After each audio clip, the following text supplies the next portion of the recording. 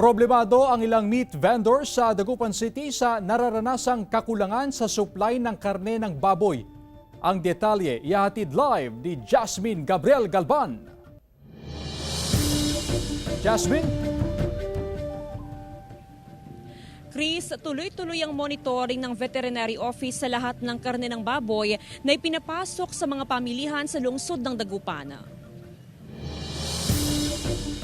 Mula sa 6 na baboy na araw-araw kinakatay at ibinibenta ni Dennis Calpo sa Malimgas Public Market. Ngayon, swerte na raw kung umabot sa 3 baboy ang makatay at maibenta kada araw. Problema ng ilang meat vendor ang kakulangan sa supply ng baboy. Pahirap pa ng mga supply ng baboy ngayon kasi nauubos sa Dagupan, halos wala na po.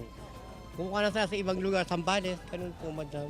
Sa monitoring ng Dagupan City Veterinary Office, ilang linggo na nararanasan ang kakulangan ng ibinibentang karne ng baboy sa syudad. Dahil sa wala ng supply ng baboy sa Dagupan City, sa ibang probinsya na umaangkat ng baboy ang mga negosyante. Bunso daw ito ng pagtama ng African Swine Fever o ASF sa mga alagang baboy sa ilang bayan sa Pangasinan at Karatig probinsya. Actually medyo kumukonti po yung supply kaya ang nagiging problema po namin ngayon ma'am talagang medyo bumababa din po yung mga mamimili po or bumibili po ng karne kasi nga po bukod sa mababa po yung supply, mahal din po ang karne. Kung magtutuloy-tuloy ang pagtama ng ASF sa mga alagang baboy sa iba't ibang lugar, inaasahang magtutuloy-tuloy rin ngayong bare months ang kakulangan sa supply ng baboy.